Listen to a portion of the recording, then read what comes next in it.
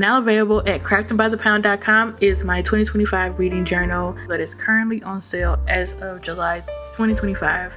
This journal comes with over 100 pages worth of 12-month inserts, reading challenges, journal prompts. It encompasses the entirety of 2025 as I'm prepping for 2026's reading journal. Go ahead and get your copy now. It is on sale. If you would like to get your copy today, definitely head over to craftingbythepound.com and go ahead and get your copy while it lasts. Bye. Welcome back, y'all. My name is Leona, also known as Crafting by the Pound. Thank y'all so much for joining me for another video. Now, I am super behind on getting this video and my, I think, July 2025 reading journal setup or finished spreads out to y'all. So I'm gonna try to get these out back to back if I can. I'm not too much stressing about the fact that they're not coming out in August. I think the mid-year should have came out in June, if not July. So I'm super behind on this mid-year reading journal setup, prompt, whatever you want to call it. So I decided, because there were some stats that I wanted to have for mid-year, like that I only want to focus on mid-year, because I felt like I covered a lot from January to June. And so it'll be great if I had a mid-year reading journal to kind of shine a light on all of that reading that I did for those first 6 months. So this mid-year reading journal is an add-on to the main reading journal that I created. And if I remember correctly, and let me go through all the pages, 2, 3, 4, 5. So the mid-year reading journal is 10 pages. Now, again, like I've always said about the main reading journal, is that you can print as many of these pages as you want, as you need. This is definitely customizable to you. I think the only thing that you probably couldn't print out for additional pages would be the actual reading challenge pages. And that's because those are 11 challenge prompts that kind of can't go anywhere. And also on top of that, it is, I don't know, very interesting to see just how I go about answering these questions. And so I did have to do a lot of prep for the beginning, like for this actual spread, because I'm trying to do like prep before I film so that the filming doesn't take like 5 hours to do. I do a lot of prep. I grab like a scrap piece of paper and I write all the answers to some of the prompts. Then certain books that I want to have on certain pages, I try to at least notate that. So I try to do all that prep beforehand. But as I'm doing on the main page, as I do with all my main pages, is I'm trying to create like a book border. So I think I've showed y'all like the stack of book covers that I have left over from previous months. I'll just go and just select from those and just add like a border around the main pages. Like the pages that have like white space, I'll go and I'll add like a border or something like that to kind of make it seem, I don't know, nice or like cool looking. Or very much just like book centered, if that makes sense. And you know, I used to have like an idea of creating like a binder and putting all these extra book covers in there so that I could probably just pluck from them as I go. But I kind of like the randomness of taking from the pile and then adding as like a border around a page. And plus, I love these title pages that I could just add like this collage of book covers onto it. I think it's really cute. I don't know what I'll do for 2026, but I think it's this, at least for this way, it's really, really cute. And I actually enjoy how it looks going forward. I did have a thought. What was the thought? I think the thought was, gosh, it just came and went.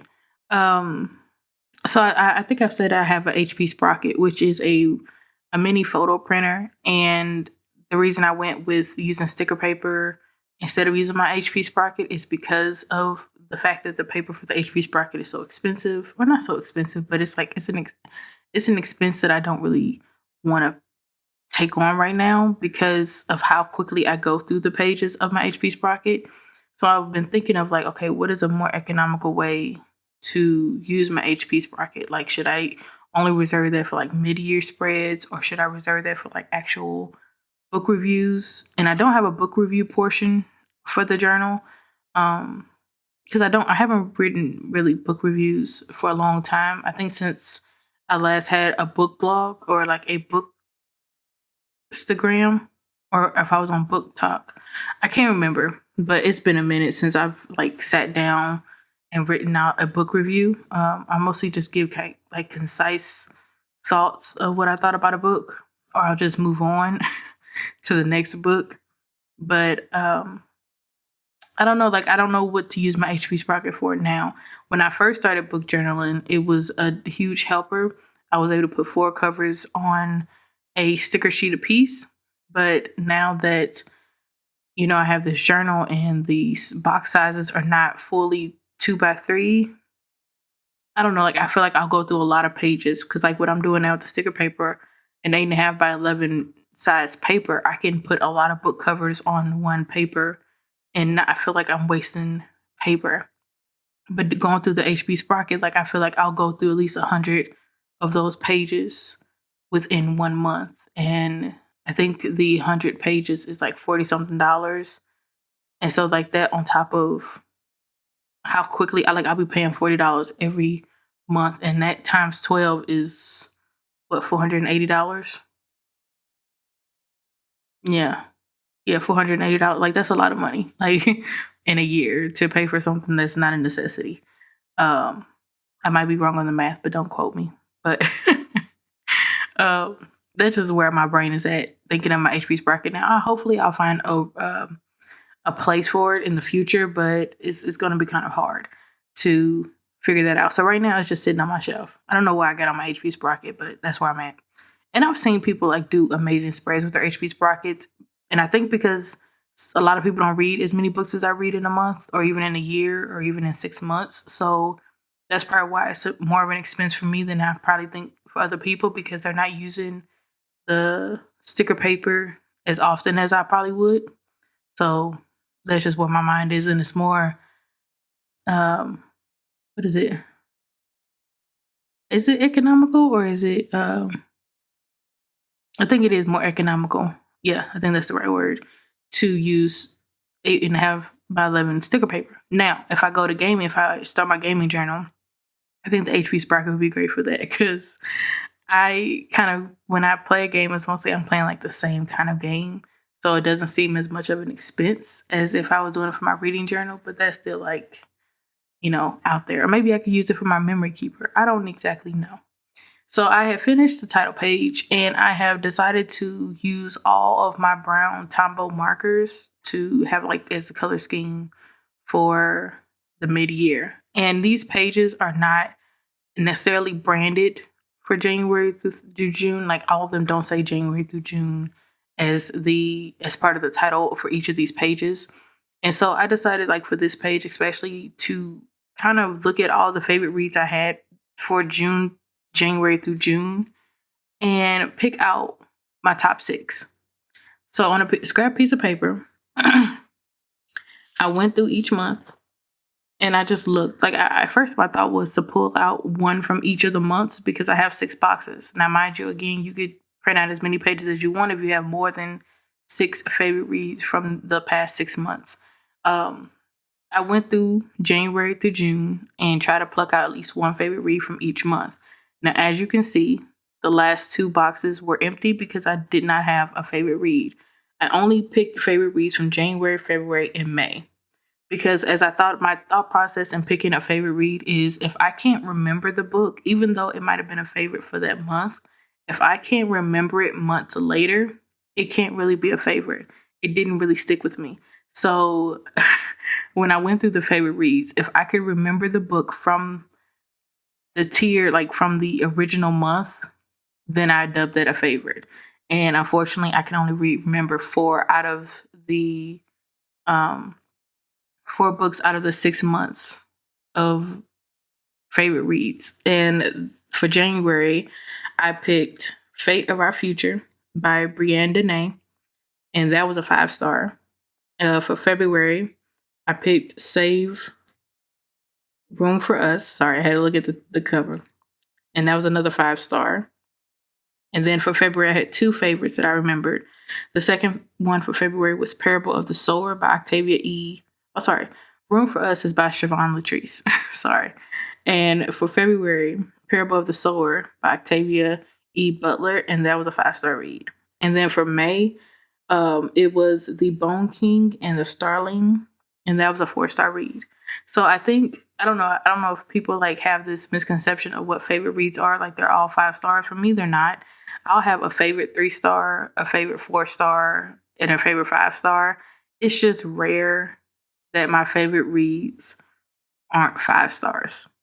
And if a read is a favorite that is a 4-star, it mostly just has this thing about it that is like, I don't even know. It's like it's just legit if the book is good. Like if the book is like something that I'm thinking about after I've closed the last page, after I've closed the book. If it's something that I'm still thinking about, it is a favorite read. And if it was like just entertaining, like if it checked all my boxes, it was a favorite read.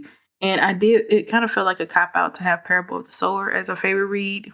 But if I could put into words, like I said, I'm very rusty in doing book reviews, but if I could put into words how powerful the Parable of the Sower was for me, because it was like a different type of vibe in reading it. Like, again, I've read a myriad of mystery books, myriad of romance books, erotica, fantasy, just almost any genre you can think of, I've probably read. And that book was just something different. Like, if I could show y'all my notes from Parable of the Sower that I made as I was reading it, like, because I think I read it and listened to it at the same time, like, or I interchanged that. But it was such a special book. And I just recently got Parable of the Talents. So I am waiting for the audiobook to be available for my library to be able to listen to that and read it at the same time, because that's part 2. And the way that Parable of the Sowers ended, I'm very, very interested to see, okay, how do they do with this new community? Are they, is going to be just the same amount of risk, the same amount of, scary situations, or are they going to have like a thriving community seeped into this new ideology and religion that is, crafted by the main character? I don't know. Like I said, these are just the thoughts. It did feel like a cop-out because I think for a lot of people, Parable of the Sower is a favorite read. And that's my first Octavia E. Butler book. So it was a different thing for me, like, to have read her in my 30s instead of have read it like early on. And unfortunately, I'm getting to that point. Like, I think the next author I want to read that is a very much a Black, like, classic author is James Baldwin. I don't know what book I will start with his, but that is the next, like, author I want to try and read from. And I do have some S.A. Cosby. Like, he's not a Black classic author, but he is somebody that is very much talked about heavily in Black reading spaces. And I have one of his books actually in my list right now that I think, out of all his books that he's written, that's the first book I want to read, because the synopsis, the summary of that book is very much juicy. It seems right up my alley, and I do want to definitely jump into that, because if it's anything similar to The Ballad of Black Tom,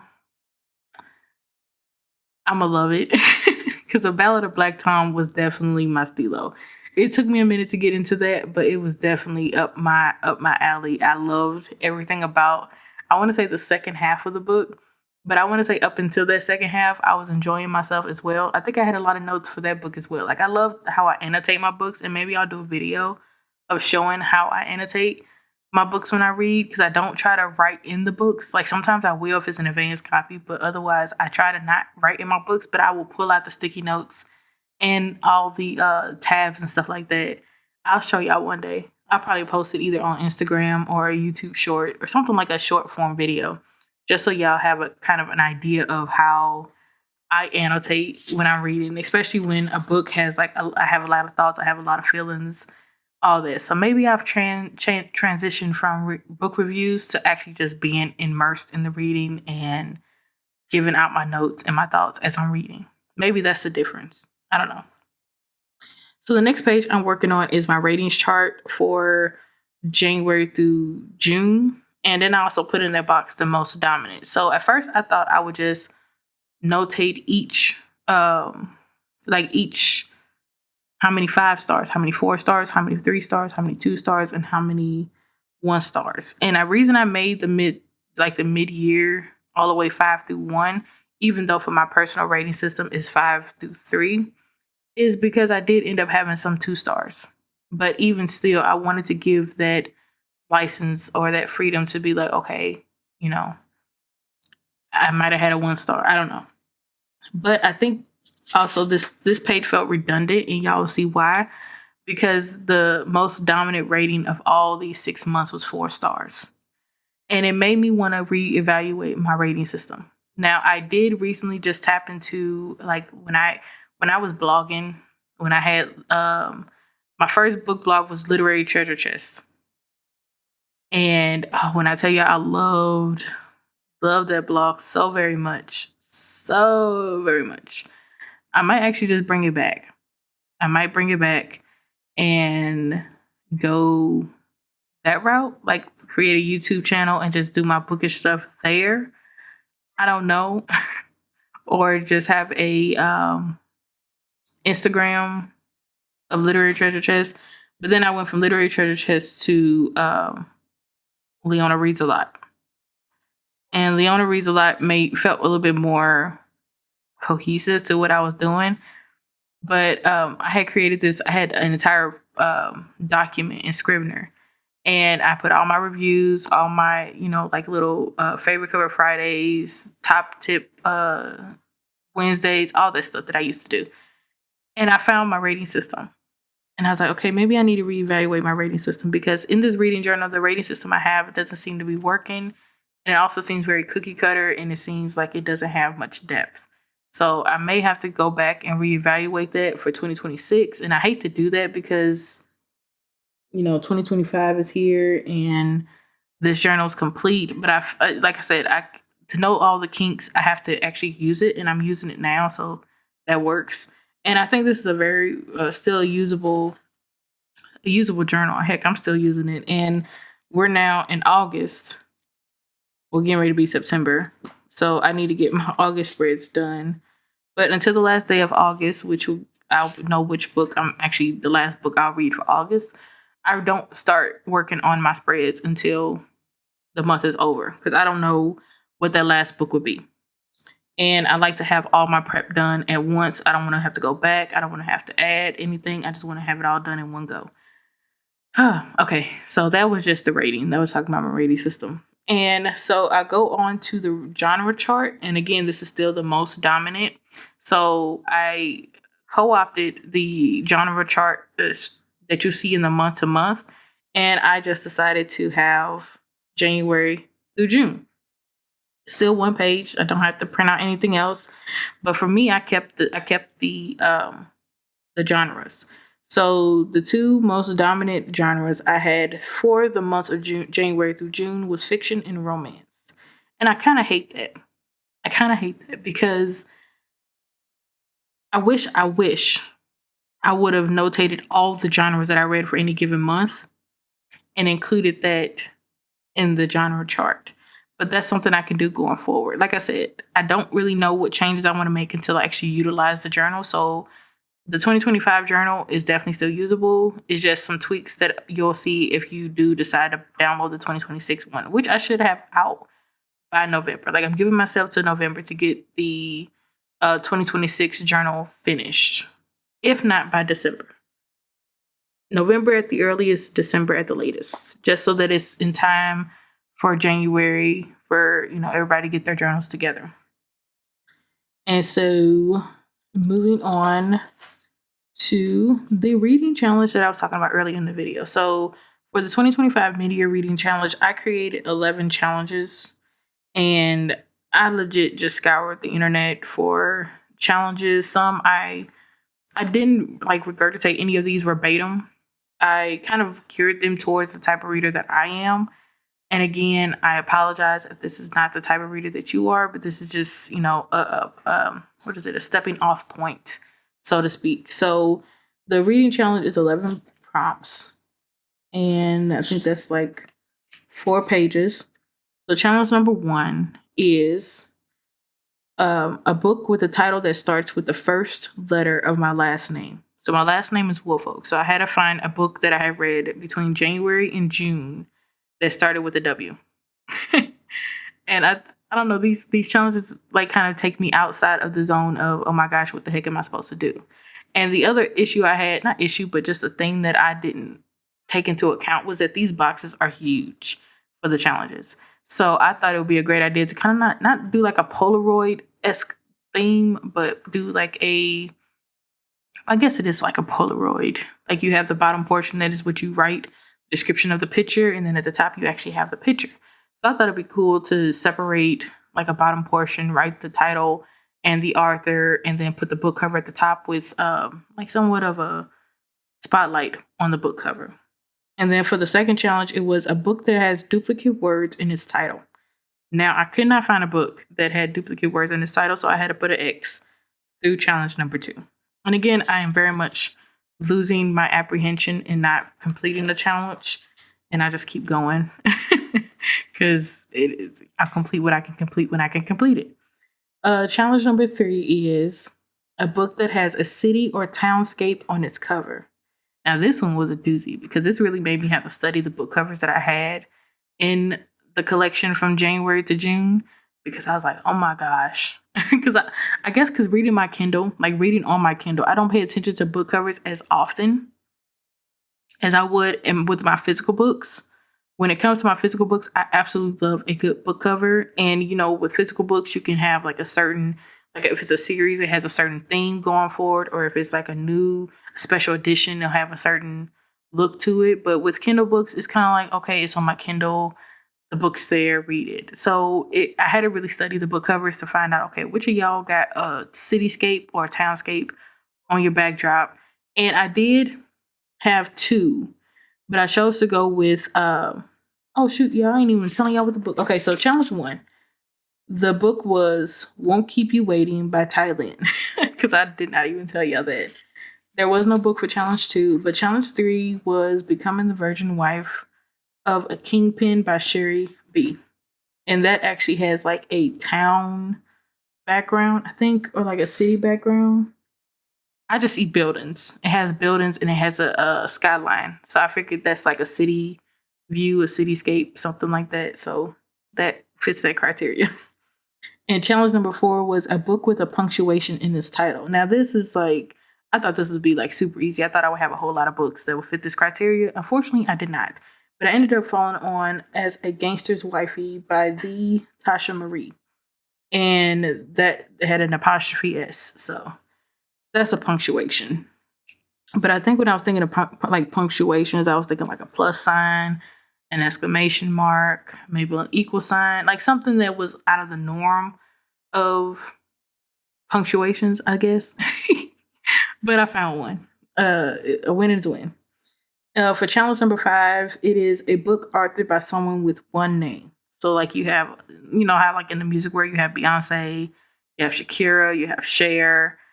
I decided, okay, like what author I heard got one name. Like just one name, not, a whole name. And I ended up falling with Spiro 2 by Lakia. So author with one name. I should have did a challenge with a book with a title that's one name or one word. That would have been interesting as well. So challenge number 6 was a book with a cover without a model or person on it. And I had to differentiate between a model and a person because some of these covers are illustrated with a character or with a person drawn on it, and then there's others with actual model, like real model people.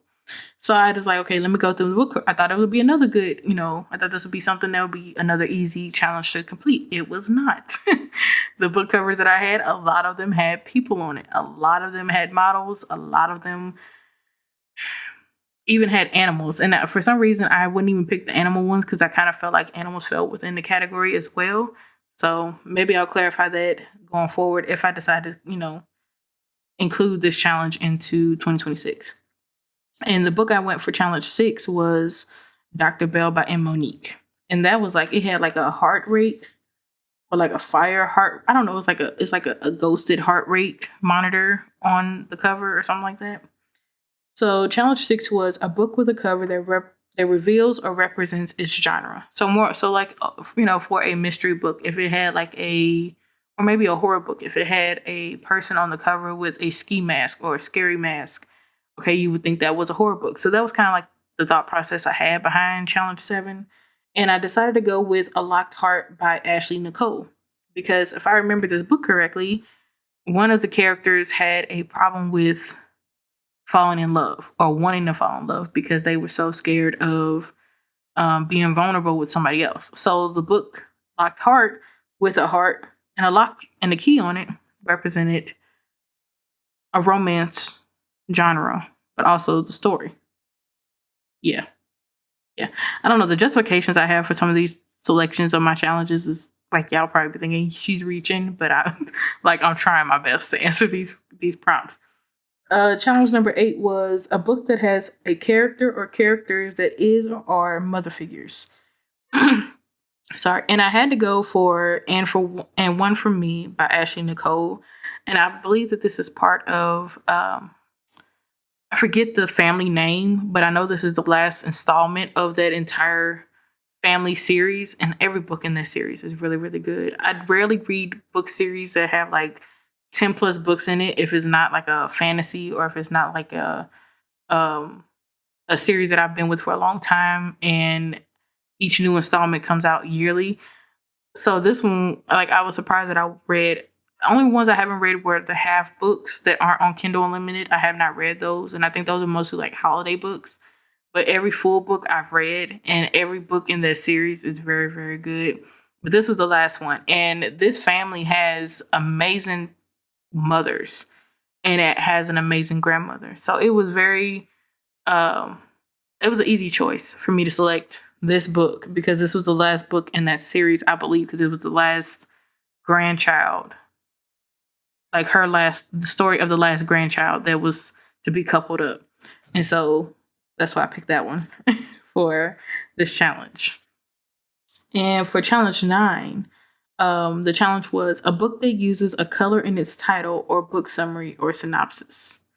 So going through the books, I was surprised again how hard it was, thinking it was going to be easy, but how hard it was to actually find one of these. And luckily I had read The Blue-Eyed Menace, Claimed by a Blue-Eyed Menace by the Tasha Marie, because it had the title, it had the word blue, and it had a blue cover. And so it was just all blue all the way around. So it was like the perfect selection for this challenge. And then for challenge 10, it was a book with a title or cover design that's for the book lovers. Now, this one was extremely hard because I was almost like, Leona, you're not thinking of the books that you read, especially in their covers. You're not making it easy on yourself. But again, luckily, I was reading, I forget what the series name of this, the series name of these books are, but I chose Just Right by Sean, and I think this was first. I read the second book first because I didn't know there was a part 1. Or maybe I just wasn't open to a part 1. I don't know. Something got lost in translation. But the cover of this is a bookstore, and the character in this is opening a bookstore. So I thought this is definitely book lover coded. This needs to be chosen for this challenge. And then for challenge 11, it is a book with a cover or title that expresses or represents any season. And so I went with #IVWeb by Neck Mills because the cover of it is very much Christmas coded. Like you can see the pine trees, but it's very gold. It's very brown. It's like a very much it looks very like a very wealthy Christmas. So that was a good selection for that one as well. So that's all the challenges. The only challenge I didn't complete was challenge 2. And hopefully going forward, I do better. I do also want to have like a round, even number for challenges going forward. I just have to do better of picking challenges that make sense, that don't have me scrambling and freaking out and stuff. So, yeah. So on to the mid-year reading stats. Now, I was very, very, very unsure about what exactly I wanted to track for the mid-year. But it became easy as I was looking through the past months and then looking through like the trends of my genres and my ratings and just how I was reading to kind of pick the stats that I wanted to notate. So, the number of pages I read from January to June was 38,209 pages. That's a lot of freaking pages. The number of books I read from January to June was 155 books. Because on a normal, like on an average, since I've been doing reading journals, on an average, I read about 300 books a year, which almost averages out to a book a day. So yeah, so that this tracks 155 tracks a lot. The number of rereads I had from January to June was 31, which is better than I think I did for 2024, even though I did not notate this stat for 2024, because I'm very much a comfort reader. And if I know that a book is good, I have no problem reading that book multiple times in the year. And because I'm building up my physical reading library again, there have been series that I'll read every year, like a holiday, like I'll read it every year that I have not read this year yet. I have not reread my other series this year at all, even though I have the Kindle versions of them, or I had, because I'm very much trying to move away from Kindle. So every time I get a physical book that I have in Kindle, I delete the Kindle version of it because I'm like, I don't own it, so it doesn't matter what it is. So I have not read the other series yet. Now I may save that for November because the other series give me very much fall vibe, so I may just do that. But yeah, there's some series that I now have in physical form instead of Kindle that I want to get, that I want to go back to read because I haven't done that in a year. So it'll be nice. I don't even think I read the other series last year either. Ooh, I don't think I did. So I have to get back in my yearly series reads that I used to do. I might have some new ones to add, so that works. And then the number of new to me authors. Now, this, I did not intend to break it down for months. I meant to add them all up and then have them a full number in this area, but I didn't do that. So January, I had 5 new to me authors that I read. February, I had 3. I didn't have any for March. April, I had 1. May, I had 1. In June, I had 1. So I think, what is it, 8, 9, 10, 11. So 11 new to me authors that I read for an entire 6 months. Not bad, but I do want to increase that number as well. Because I want to have more authors that I can anticipate releases from. To kind of, so I'm not waiting for releases and I'm not trying to reread more books that I probably already reread a lot of times already. So yeah. So now I am on to the January to February favorite book covers. So this one was a doozy. I think this one was, I don't want to say a chore, but it was, I didn't know how I wanted to go about this. So I went through what book covers I had left and I plucked the ones that really just, again, caught my eye. And I was looking back through the old months of my reading journal and I thought it was so comical that I had book covers that I had already selected before back in the mid-year favorite book covers. So first up is, let me get a little closer so I can read it. So first up is Carrying a Thug's Heart by the Tasha Marie. And I said for this cover, the eyes, the lips, entire pose. And I did. This is a very pretty man. This is a very attractive man. All she needed was him being on the cover, and that was enough for me. The next book was Dro, The Silent Killer by Nick Mills. And I said the tattoos. I am a sucker for a good tattooed cover. And I said goodness. That was like, these are my justifications. Y'all don't come for me. These are my justifications for why these were good covers. And I also felt weird putting my reasoning on the side of the book covers because I'm like, I didn't really give myself space to write why I chose these book covers, but it is what it is. I'll just let it be for now. The next one is Saint Valentine by Chantel Davis. And I said the red tattoos and haircut is juicy. Like this entire, if I remember this one. This guy was very, very psychotic. He was a murder. I ain't gonna say he was a murderer, but he was very much he was out here unaliving a lot of people. So the red very much matches the vibe of the book. But yeah, this cover is very, very nice. Very nice. That giving me very much mob vibes. The next one is Where Home Lies by Kennedy B. And I said the purple tones with smoke accents are magic. And it is. I just like looking at it. It's very aesthetically pleasing to my eye. The next book was An Ex-Felon and is BBW Princess by A.K. Scott. I said, he's so fine. The neck tats. Drool. Again, like I said, when a model can just be on the cover and not have or not need anything else, it's definitely right up my alley. Yeah, this model carried that very well. And the last book I chose was Holidays with the Carters by Lady Nisha. And I said the entire cover represents family and good food. And it does. I mean, the table looks nice, the amount of seating, everything. Like, it looks like a time was had, and it represented the holiday very, very well. And yeah. So I can actually say that concludes my mid-year reading journal spreads.